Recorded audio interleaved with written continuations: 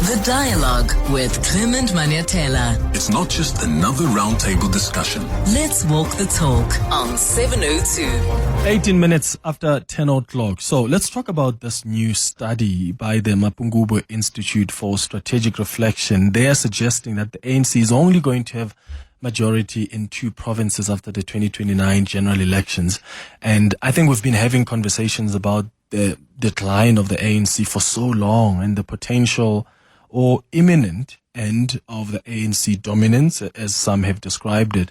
But it's increasingly clear. It appears like this prophecy about liberation movements on the continent is being fulfilled. And we've seen that with the ANC now at 40%. We've seen what happened in Botswana. I can mention other examples on the continent. But it's becoming clear that liberation movements can't leverage their struggle credentials forever. At some point, that eventually runs out. So is this the time, and this is a question that I wonder if you often reflect on, is this the time when that prophecy comes for the ANC, comes true for the ANC? How much of this decline is due to voter dissatisfaction with governance versus just broader shifts in societal sentiments, the generational change, and also the issue of liberation politics? And do you think that the GNU is actually going to accelerate or slow the pace of that decline? Can the ANC even attempt to intervene and slow or reverse this decline of its dominance? Or is this it? I mean, we're talking about a party here that's dominated South Africa's democratic election since 1994. Lost its majority for the first time last year. So this new study from the Mapungubwe Institute for Strategic Reflections warns that if the recent patterns persist, the ANC will likely hold majorities in just 2 of the 9 provinces after the 2029 elections. And these are Limpopo and the Eastern Cape, which really marks a stark departure from the party's previous grip across the country. These findings point to a fundamental transformation in the country's political architecture, moving away from single-party dominance towards a fragmented coalition-driven reality. So let me know your thoughts on 011-883-0702. You can send your WhatsApps as well on 072-702-1702. Do you think the ANC can still turn things around? Are we seeing the end of the ANC dominance in South African politics? Is this it? Or do you think that there's still hope here? And what is it going to take for the ANC to turn things around? So I recorded a conversation with Professor Susan Booysen, who is the Director of Research at the Mapungubwe Institute for Strategic Reflection. So let's hear more about the study that they've done. I'm going to come back, take your calls and your WhatsApps. I'll bring in some analysts as well throughout this hour as we reflect on the findings and what that really means for our political architecture. Professor Booysen, thank you so much for making time for us. Good morning. Good morning, Clement. So this report notes that Limpopo and the Eastern Cape may remain the only ANC majority provinces post the 2029 elections, while Mpumalanga and the Free State are increasingly on the brink of coalition governance. What are the data trends and what are they telling you regarding why Mpumalanga and the Free State? Clement, there's so much diverse information, research data in this report. The part that we particularly base this observation about provincial coalition governments on is based on a simple percentage monitoring of the elections from 1994 and how the ANC has been doing, because that's crucial to coalitions, because we need coalition governments once the ANC slips below 50% outright of the vote. And we see systematic declines across all provinces since either 2002 or in 1 or 2 cases 2009. And if that trend continues, and so far we don't see anything that suggests it will not, then more provinces will become coalition governments in the next election, 2029, provincially. These 2 provinces currently sit respectively on 51 and 52% of the vote. And so that decline seems imminent. Limpopo and Eastern Cape are the only ones that maintain high percentages, 70% up still, and they seem safe. But that will be a dramatic change if more provinces go.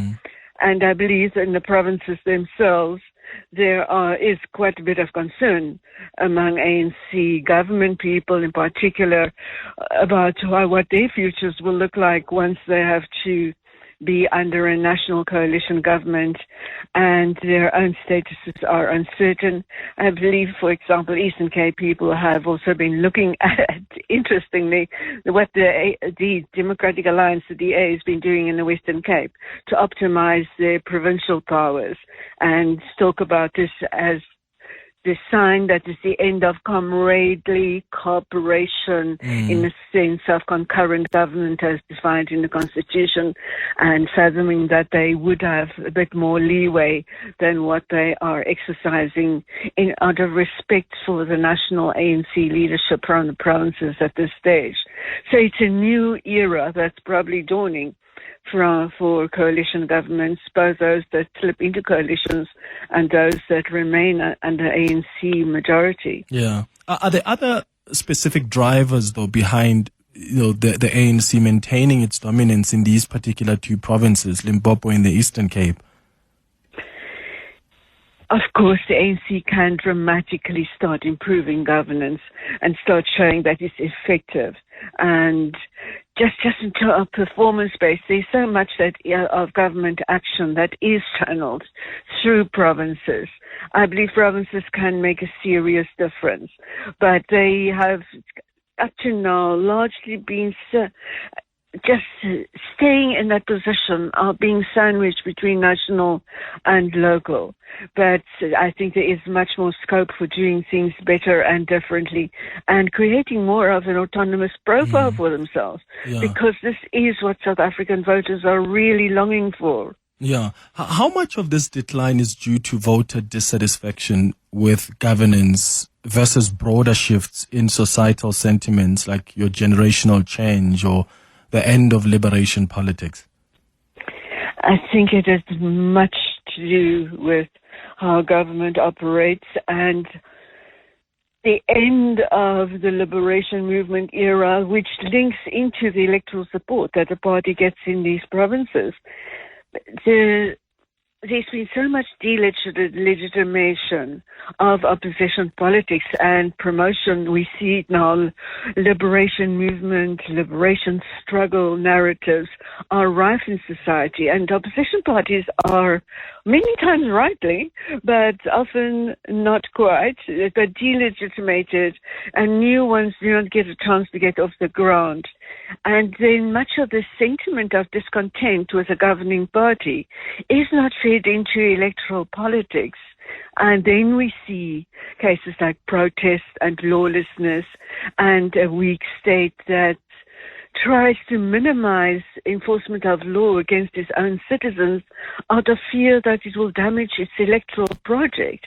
And that to a large extent has become the story of current South Africa and the state of liberation movement politics, that so much lawlessness and just content to consent to citizens that try to do things for themselves.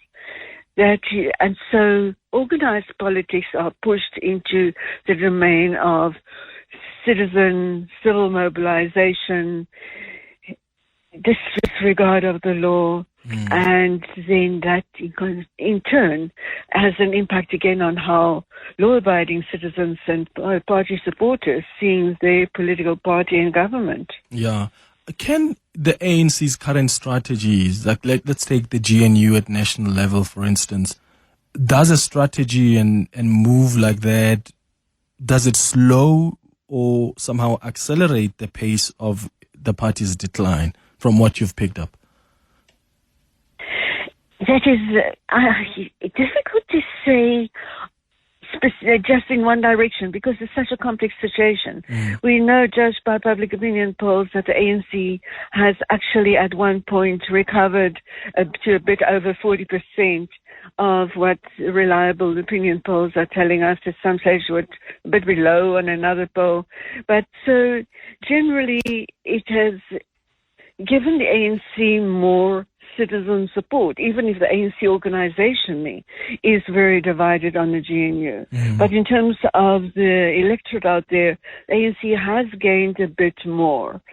Generally, one is inclined to say there's so many calls of crises and looming breakdown in the GNU that it seems logical that one must say it is delaying government, it's slowing things down. We know at local government level it has often slowed things down, but then the other side of the story, both national and local, there's so much inefficiency, so much slowness in government action that it is very hard to say that GNU or any other form of coalition, there are so many variations on coalition government formation, which parties are in it at local level. It's very difficult to say that as such is slowing things down. It can be that there can be more brain power applied to a problem. That we've seen that in some cases. We've seen little green shoots here and there of more accountability and more rapid turnover when corruption is detected. So it works in both directions. How did you work on your research? I know you looked at some trends before the elections, after the elections as well. But how did you conduct research? So how did you get to the conclusions you've come to now about what the potential for the ANC is after the 2029 elections? Yes, there is obviously both a very strong, and that's the predominant part of this 500-page plus report that deals with national, provincial, and local government coalitions. And we accumulated a lot of interpretation as well, because it's not just the empiricals. We have to interpret trends and make generalization across it. But we looked at the nationals, all three provincial coalition governments, and just over 70 case studies of local government coalitions as they emerged from 2021. And this edition of the MISTRA Coalitions Barometer is the second edition, 23 to 2025. The first one was for the 2 years, 2021 to 3. So it's a systematic recording of data. We see it as a useful public resource of collated data in the first place. I think that is really the primary use of this barometer, to record this very important period in South African history. And then, of course, when one has to start summarizing, one distills the trends, and those trends we then interpret as well. But it is for anybody to read whether they agree with our interpretations or not.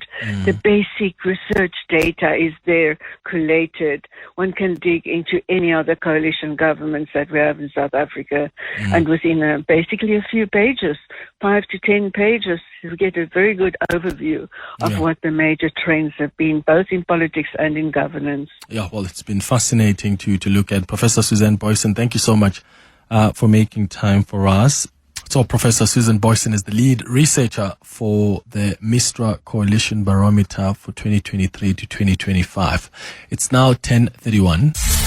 The Dialogue with Clement Manyathela. It's not just another roundtable discussion.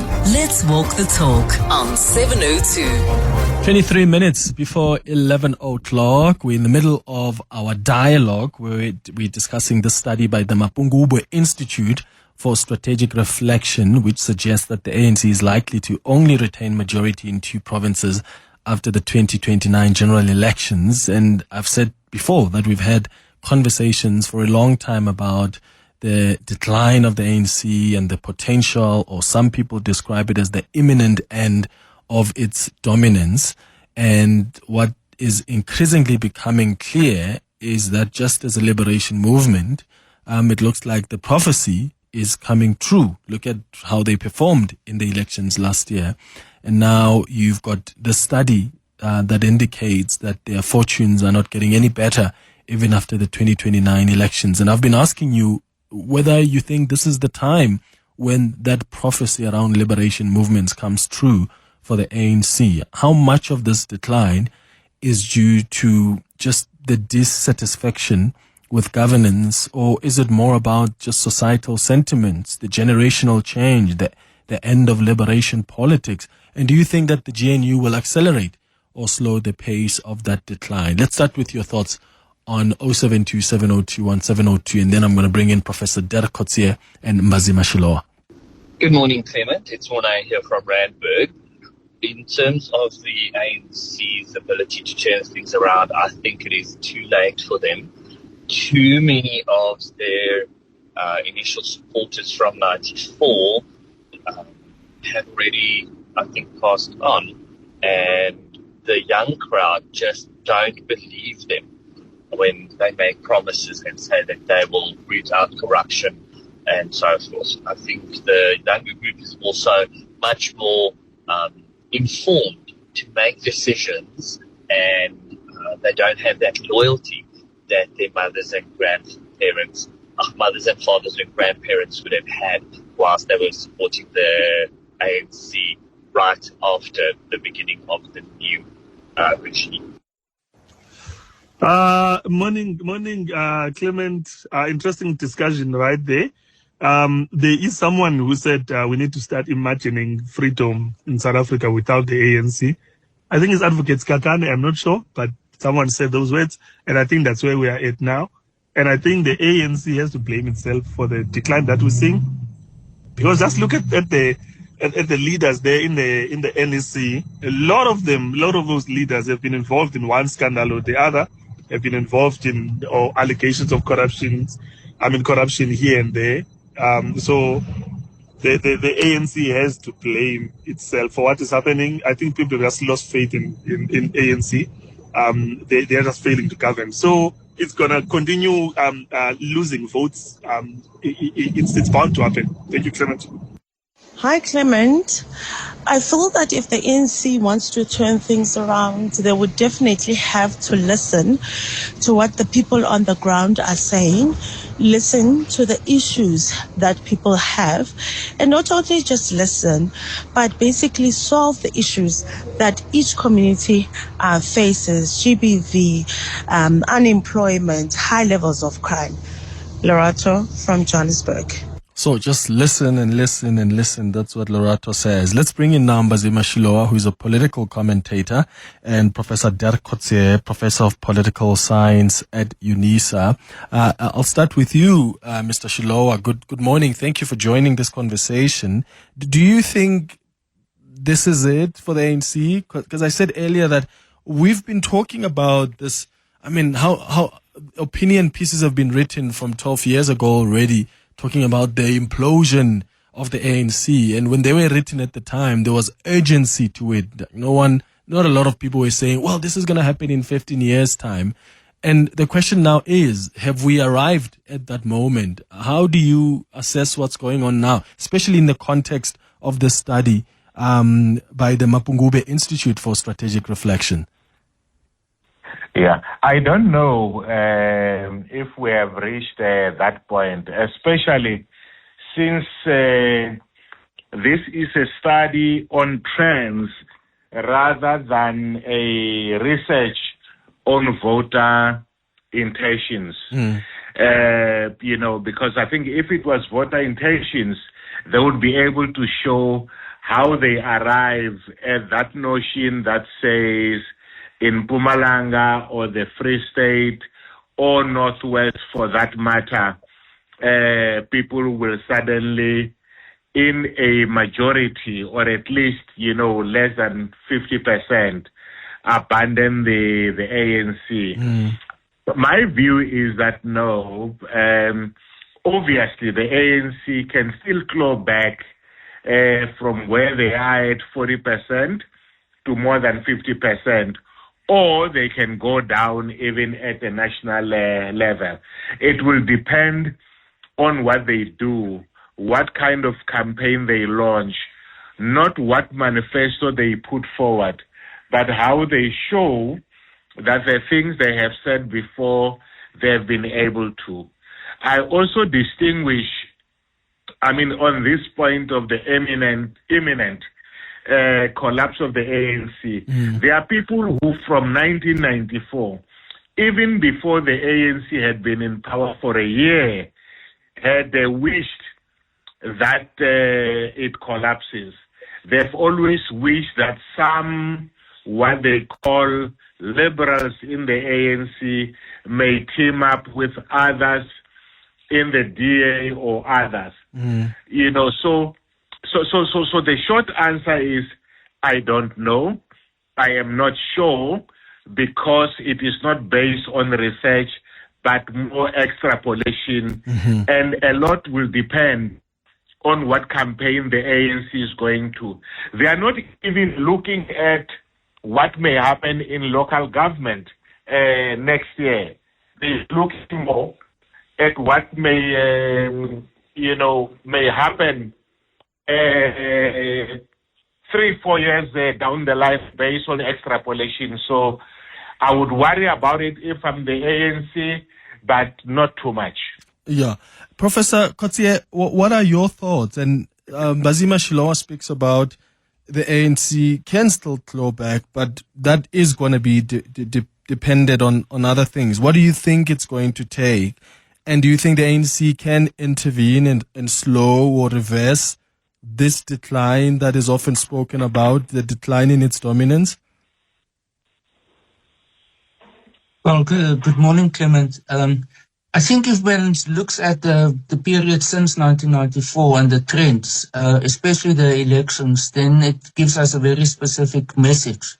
The ANC started with 62% in 1994, then 1999 it's 66%, and then it reached its highest point ever in 2004 with 69.69, almost 70%. From 2009 onwards, the ANC started with a decline, and it's a very consistent decline. It started to increase the decline towards the end of President Zuma's term as president.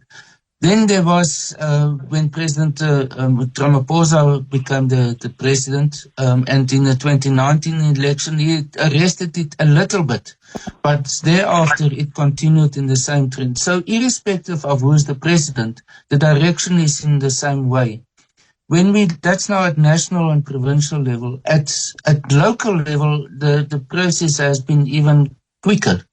And I think we all know about what happened in 2016 with the local government election, where the ANC lost their outright majorities in Tshwane, Johannesburg, Ekurhuleni, as well as Nelson Mandela Bay.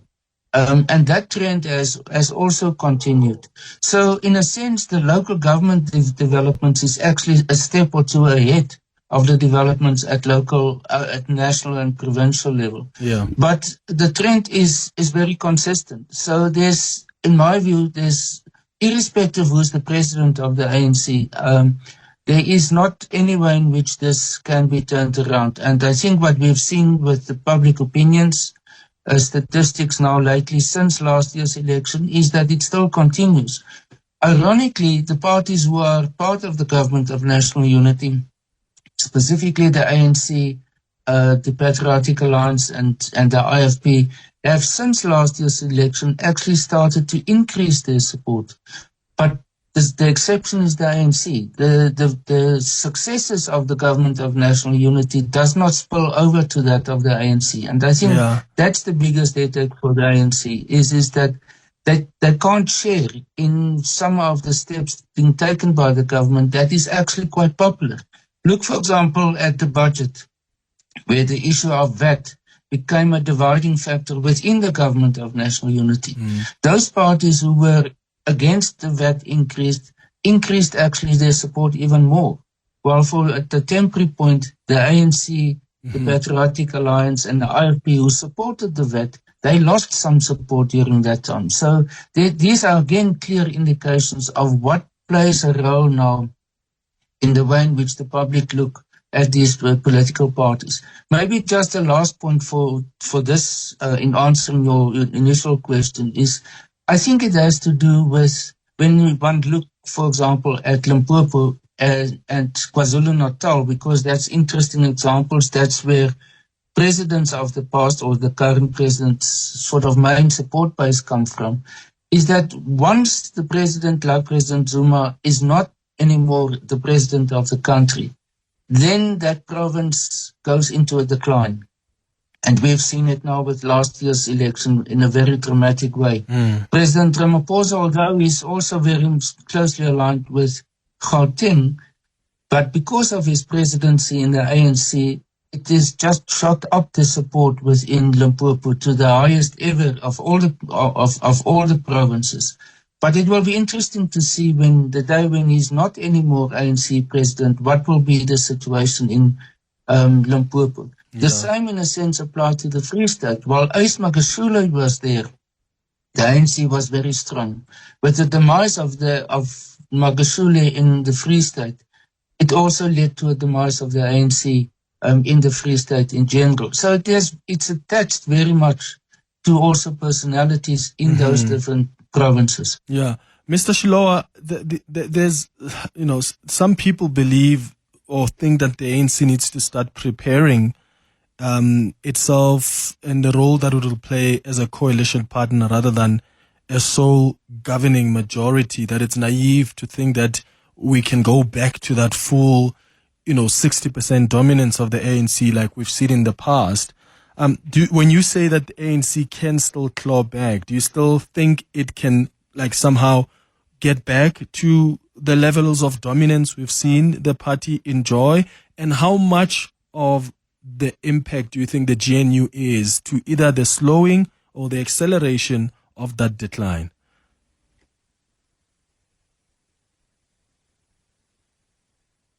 All I am saying is that I don't work on the basis that says it's inevitable that the ANC is going to decline. But if you listen to Professor Kotzé, what he basically says is it doesn't matter what the ANC do, whether it governs better or fulfills its promises, it is going to lose an election because no president of the ANC or other people can save it.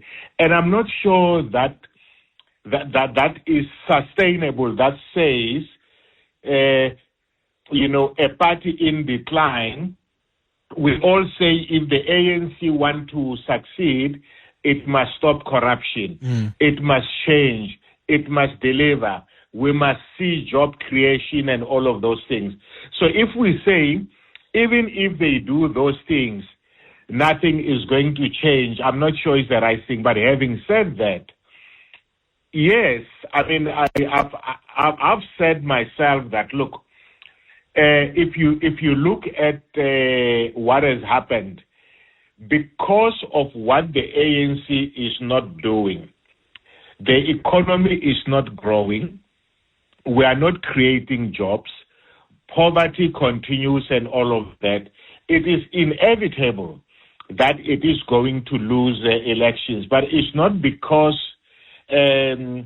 people think liberation should go or not go.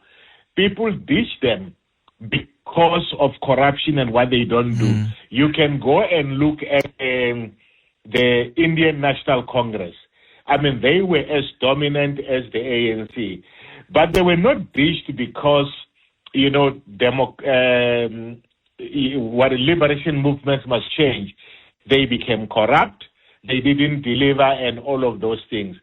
The GNU, I don't think it will halt the decline because, you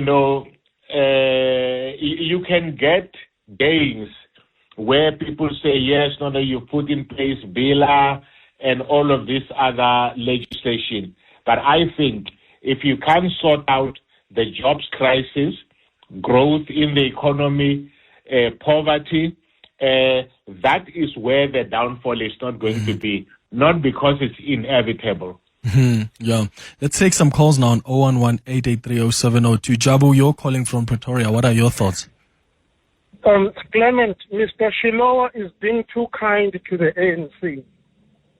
He knows very well that the ANC that he belonged to when he was premier in Gauteng has not regained that strength and perception, and that is why they've been on the decline ever since. And in fact, he left them because they could not self-correct. The ANC is definitely... Jabu? Yeah, go ahead. Is actually going to be... Jabu, we're losing you, man. We've just lost Jabu there. Something wrong there with that line. Banele, you are in 4 ways. Hi. Good morning, Clement, and good morning to all your panelists there. Sure. I wanted to raise something with regards to this particular decline that you speak of. If we look at the ANC, my view is that the ANC's decline is based more on personalities. And I'll tell you why. If you look at the splinter parties that have come through from the ANC, with the EFF now sitting at 9%, you've got MK recently, last year's election, sitting at about 15.5%. Then the ANC sitting at 40%. The voters haven't really abandoned the ANC in those iterations. And I'm saying to you that depending on what happens at the 2027 leadership conference of the ANC, we might see those particular groupings actually group together. Because you might find that they might find each other, especially if they think that ultimately they'll lose the ultimate power to an opposition party, like, for instance, the DA. So I'm saying let's not discount the fact that it could possibly happen and the ANC could possibly retain power in 2029 under a different iteration, depending on who the leader is in 2027, to be able to make that happen. I think let's not discount that, because if you round up those percentages, they're sitting at round about the same percentages they were sitting in 2009. Maybe not in 2004 at 69%, but they're certainly sitting at about 65 and 66% if you take the MK into consideration and you take the EFF into consideration and the current ANC right now. Okay. Banele, in 4 ways, thank you. In fact, let me get Professor Kotzé to weigh in on that. Prof, how much of a factor do you think the upcoming conference will be on whether or not there is this decline come sooner, or if at all? Yes, I think the ANC's conference is going to play an important role, but as in terms of the way in which I've tried to explain it in the beginning, I don't think it's going to turn it around. I think this point that has been made just now is a very important one, and that is the ANC started to fragment, starting with COPE in 2008, 2009, thereafter the EFF, now MK, but in between also other parties like the African Independent Congress, like the ATM, and you can name quite a number of them. It actually happened even in COSATU when SAFTU was formed and they split in two. You know, if we look at the Communist Party also, the Communist Party is also, well, not really a very strong player. It wants to go on its own now in next year's election. So what it means is indeed that group that was consolidated, the masses of voters of 1994 and 1999 and 2004 started to move in different directions. So it's not necessarily that they move over to other parties like either the IFP or the DA or ACDP and others. But that is the realignment of the politics. You know, what we have seen, however, is that at local government level, there's some different dynamics. There's a proliferation of local parties that concentrate on local issues, and not only in metropolitan areas, but especially more in the rural areas, the Karoo and other places.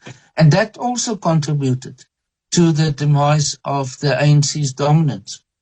And I think what we are seeing is a number of factors for that. Is the idea that the ANC's leadership has become divorced from the general population, and that they are working not anymore in service of the population. They are not anymore public representatives in the real sense, but they have become political careerists, persons who are there very much for their own, as well as the emergence even more of corruption. Now that pushes people away from that, any party. Secondly is that, you know, if a party is for too long in power, it creates the same dynamics. And that's, for example, the danger of the DA in the Western Cape. Over time, they might experience the same problems as the ANC at the moment. So I think this is one of the issues. Democracy works on the basis of rotation of government. That's inevitable. If that doesn't happen, the system doesn't maintain its healthy characters. And I think these are symptomatic of some of the problems of the ANC, and that is the Indian Congress Party is a good example of it. All the liberation movements in Southern Africa are experiencing to some extent what the ANC is going through. SWAPO already lost Windhoek at some point in time. They are back. The ZANU-PF have lost the main centers in in Zimbabwe. Frelimu, we know about the problems at the last election as well as the local election. So what we see in South Africa at municipal or local level is in a sense being repeated. Also in our neighboring countries, and the only party that's not following that process is the CCM in Tanzania, and countries or systems where this trend is happening very often, in order to protect those parties, they become more autocratic. They start to act against opposition parties. Luckily for us, that is not happening, and that is possibly one of the reasons why the ANC cannot turn around or protect itself. Yeah. Well, Mbhazima Shilowa and Professor Dirk Kotzé, thank you so much to both of you for making time for us. It's a minute now before 11.